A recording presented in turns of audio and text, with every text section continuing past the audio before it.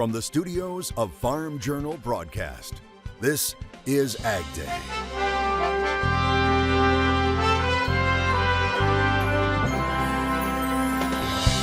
On the run, how a rancher helped nab a shooting suspect as the cost of inputs continues to weigh on producers' minds.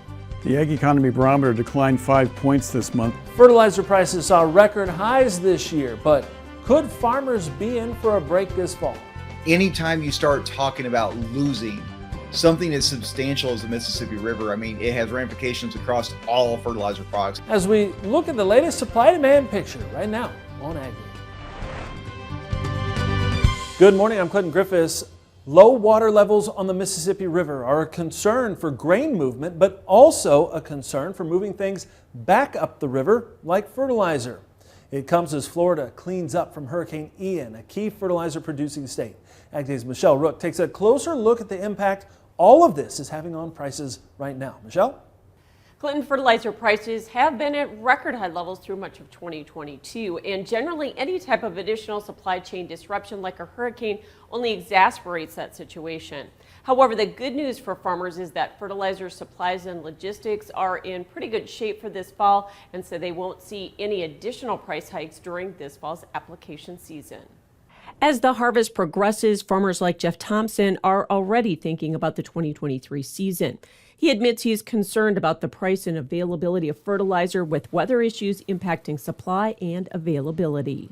Yeah, that's the next thing is getting fertilizer. You know, it's crazy expensive, and getting it's going to be tough, and it'll drag into next spring too.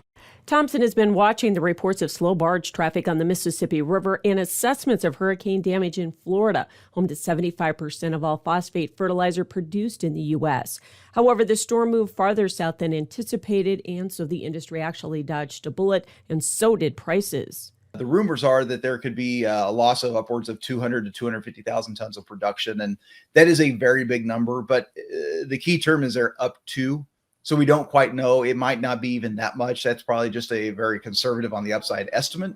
And when we start talking about what we could lose from an overall demand for this fall, the market has largely shrugged it off and said, okay, if we lose 250,000 tons, that's not that large of a deal. We've not seen the market react afterwards. And Linville says they aren't majorly concerned about fall fertilizer supplies tied to low water levels in the Mississippi because a good percentage of fall potash and phosphate supply has already been delivered. We feel like the vast majority is already in place, and there are enough demand concerns that hopefully that levels out. We've got what we need in place. However, anytime you start talking about losing something as substantial as the Mississippi River, I mean, it has ramifications across all fertilizer products. So Linville says if there are any supply chain disruptions in the fertilizer industry, the bigger impact may be felt this spring, again, depending on weather and precip levels this winter. So far, Linville says potash and phosphate fertilizer prices are running above last fall. However, at least they have dropped off the record high prices set this spring. What the spring of 2023 brings, though, is still a question mark. All right, thanks, Michelle. Harvest is picking up steam ahead of farmers laying down that fall fertilizer. Right now, USDA reports 20% of the corn crop has been harvested. That's down just 2% from the 5-year average. It's about the same story for soybeans, where we're 22% harvested, 3% behind the 5-year average. Winter wheat, meanwhile, planting there, moving toward the halfway mark. Now 40% completed. That's 4% behind that 5-year average. Now it's starting to feel more like fall, and that's thanks to changes coming in the jet stream. Meteorologist Matt Yurosavik is back and joins us with more. That's right, Clinton. We've got some big dips in the jet stream working our way. We've got some cooler air filtering into the eastern half of the country for the rest of this week and even into next week. But also still a ridge going on with some warmer temperatures in the west. If you take a look at this map, you can really see that where we're going to be above normal this week. Southern parts of Texas, southern parts of New Mexico, and the East Coast dealing with the cooler temperatures this week. And that right here you can see in the jet stream where we've got the dip in the jet stream, still that remnant low from what was Ian moving up towards southern Canada by Friday. Behind that, a couple of cold fronts bringing in some cooler air and the frost potential there during the morning from the upper Midwest through the center of the country, most of the Corn Belt and off towards parts of the north and east. Still seeing that ridge in the west, but by early next week, that ridge starts to break down, and then it could be the Pacific Northwest and the Northern Rockies' turn for some frost into the forecast. And a great look at harvest in Sanborn, Minnesota. Jen Fenger-Tim sharing this photo, and those soybeans are looking ready for the bin for sure. I'll have more on your forecast coming up. Higher input costs are still a big concern for farmers right now, and that continues to factor into the latest Ag Economy Barometer from Purdue University and the CME Group. Now, the index drifting lower again in September to a reading of 112. That's 5 points lower than a month earlier. The decline in farmer sentiment was primarily due to producers' weaker perception of current conditions. Once again this month, we asked producers what their biggest concerns are for their farming operation in the upcoming year. No surprise that 44% of the producers in this month's survey chose higher input cost, but we did detect more concern among producers about the impact of rising interest rates. This month, 23% of the producers said rising interest rates was their number one concern. That's up from 14% last month. Also, the Farm Capital Investment Index declined to a record low of 31 in September, as producers continue to say they do not view this as a good time to make large investments in their farming operations. As demand for natural gas surges in Europe, the White House is reportedly ruling out banning natural gas exports. Reuters says it's based on statements from the White House officials. It says an analysis conducted in the White House on potentially limiting energy exports to ease consumer prices found the action would be too extreme and that it could negatively affect key relationships with European countries. Those countries are trying to replace energy supplies from Russia. The apparent decision follows a report from the Biden administration where it floated the idea of potentially restricting gas exports during a meeting with refiners. Meanwhile, China appears to be reselling U.S. liquid natural gas to Europe for big profits. The Wall Street Journal says Chinese companies have signed long-term contracts to buy U.S. LNG and are selling their excess inventories into Europe. The Wall Street Journal reporting just 19 LNG vessels from the U.S. docked in China in the first 8 months of this year. That's versus 133 recorded for last year. Now, China's key buyers are located in Europe, Japan, and South Korea. Win the Furrow programming on Ag Day is brought to you by In-Furrow leader FMC. Visit your FMC retailer or infurrow.ag.fmc.com to learn more. Technology continues to march forward, and as agronomist Ken Ferry points out, managing the furrow has never been easier as long as you take time to dial things in. We've got a lot more to work with today with today's technology on the corn planters compared to what Dad or Grandpa definitely had, and the ability to sense a smooth ride, the ability to sense ground contact. So we know when that planter's coming out of the ground. But not only that, do we know what's going on, we have the ability to change that. So we can add downforce, and a lot of our planters today, we can take ground force off. As we're planting a lot of our plots early in the spring, we talk about teaching that planter to dance. And as you watch the monitors, you realize this corn planter is actually lifting row units to decrease downforce, which we couldn't do that in the older planters. So now we can plant in marginal conditions that would have been considered too wet in the past, and you would have got sidewall smearing or open slot issues that deal with. Today we can just kind of dance through there with the planter. The planter is carrying itself in those spots, and it's putting downforce where it needs it, so we can maintain that depth at the same time not over applying downforce so we got sidewall smearing, or not under applying it so we got seeds that are changing that depth. So it's very welcome technology, because the most important pass we're going to make is the planter, and I'm enthused to see the industry spend money on making that pass better and better. With all this technology, though, comes the responsibility to make sure it's doing exactly what you think it is. And we struggle sometimes. The older generation within our farmer base spent so much time on their knees behind the planter because they didn't have this technology. And maybe the younger generation get frustrated. Let's get in that planter and go. And we go the opposite, where we have somebody that relies totally on that technology and totally on the monitor what's in front of them. And it isn't until the crop comes up they realize that something wasn't right. So we're still going to encourage everybody, once you get that planter dialed in, you got to get off and you got to inspect that furrow. Do cross sections across that furrow. Look for the seed to soil contact, depth control, singulation. Make sure, and don't do it on just one row, do it on multiple rows across there to make sure that the monitor and what you're seeing is the same thing. The monitor may be able to tell you you're having issues, and you may be able to go back there and verify it, but sometimes even if the monitor says things are right, You need verification out the back before you roll through large amounts of acres, and then it comes up and you find out you have a problem. All right, thanks, Ken. A Missouri man has pleaded guilty to killing 2 livestock producers from Wisconsin back in 2019. Garland Nelson admitted in court last week that he killed 24-year-old Justin Diemel and 35-year-old Nicholas Diemel. They came to Nelson's farm in Wisconsin to collect a debt from a cattle contract in exchange for his plea to 2 counts of first-degree murder. Several other charges, including abandonment of a corpse, were dropped. Prosecutors said Nelson killed the Diemels in July 2019, burned their bodies, and dumped their remains on a manure pile. Nelson was sentenced to 2 life terms in prison and will serve those consecutively. Police in Texas have a rancher to thank for helping capture a shooting suspect. Investigators in Limestone County say this is the suspect, 65-year-old John Bradford.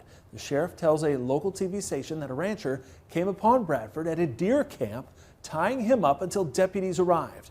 They say Bradford had been on the run following a shooting that happened on another ranch involving 2 people, a man and a woman. Both are expected to be okay. Now, at last report, Bradford was being held without bond on 2 counts of aggravated assault with a deadly weapon and 2 other charges.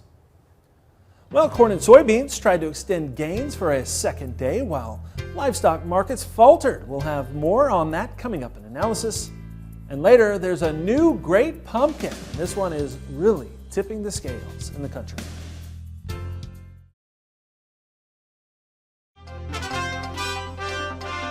Corn futures rose for a 3rd straight session after the harvest progress update fell short of expectations, and concerns lingered over disruptions of Ukrainian supplies that also spilled over into soybeans. Michelle Rook joins us again with this market report.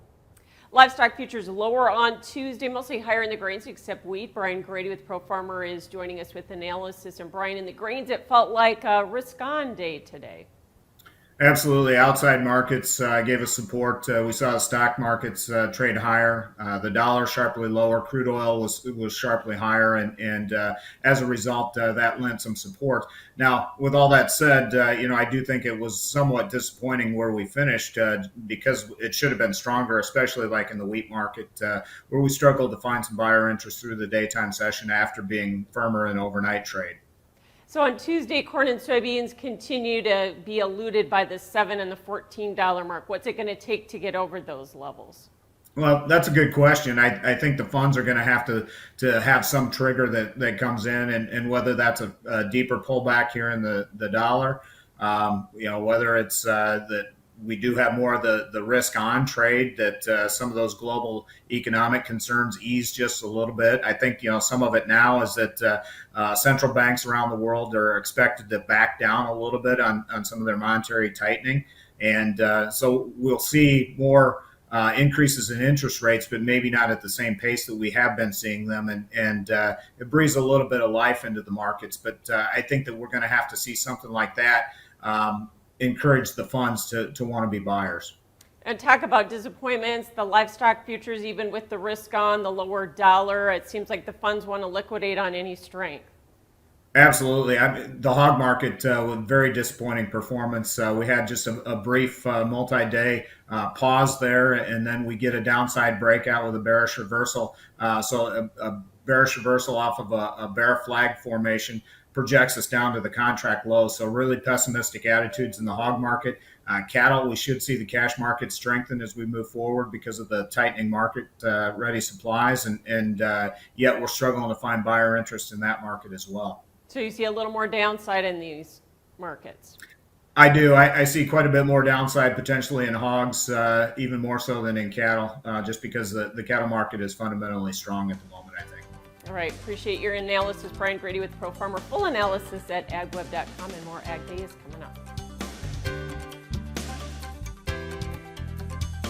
Ag Day is brought to you by MetLife Investment Management's Agricultural Finance Group. MetLife Investment Management is positioned to help you grow your business with a competitive farm, ranch, and agribusiness loan. To learn more, visit investments.metlife.com/agriculture.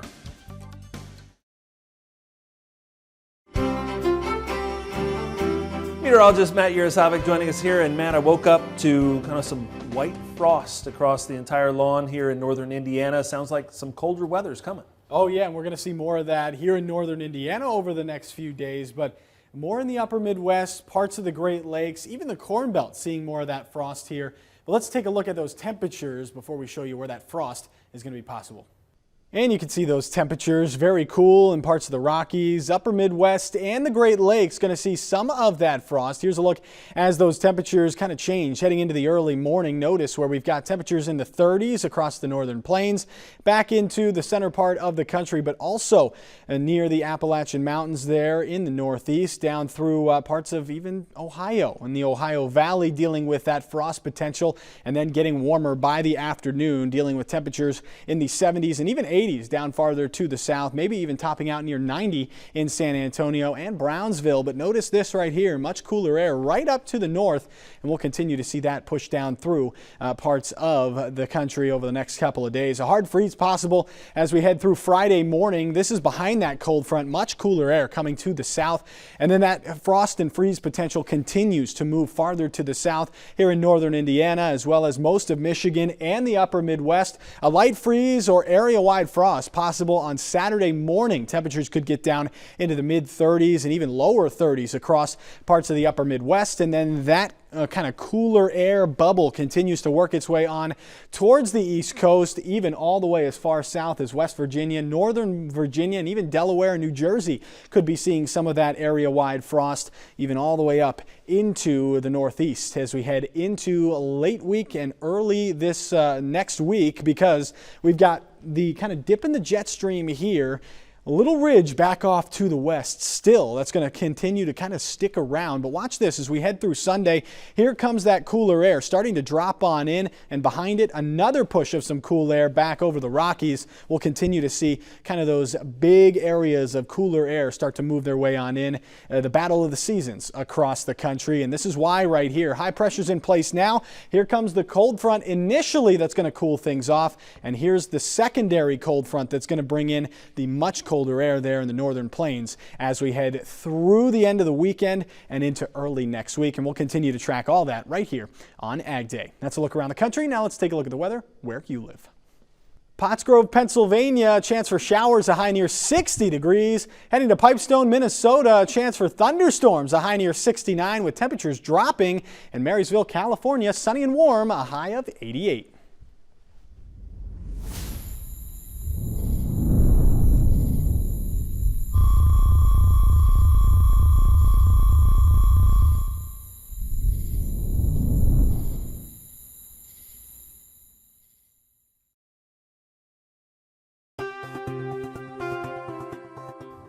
The latest hogs and pigs report from USDA shows that things are contracting. USDA putting the inventory of all hogs and pigs at 73.8 million head. That's up almost 2% from last quarter, but down 1.4% from last year.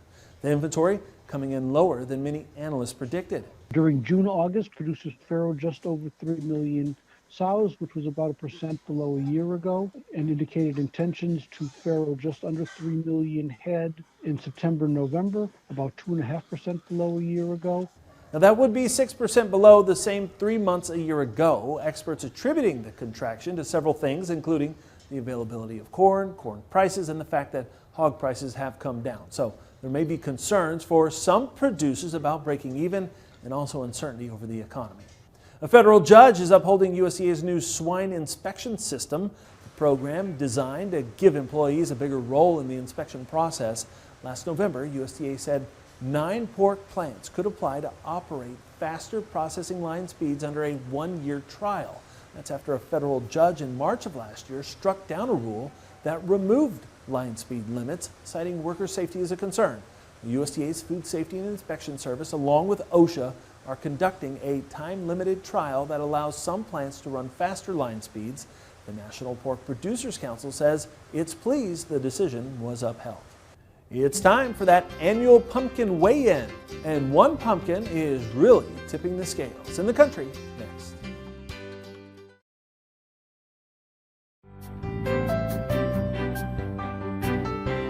There's now a new national record for the largest pumpkin. Check out this giant gourd. Scott, Andrews of Williamsville, New York, grew this massive pumpkin.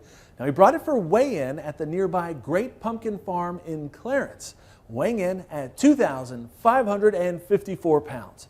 That broke the national record for pumpkin weight by 26 pounds. However, it fell short of the Guinness World Record by 148 pounds. That title is held by a grower in Italy. The winning squash will be on display at the Great Pumpkin Farm Fall Festival. That runs through October 16th. And that's all the time we have this morning. Sure glad you tuned in. From all of us here at AgDay, I'm Clinton Griffiths. Great day.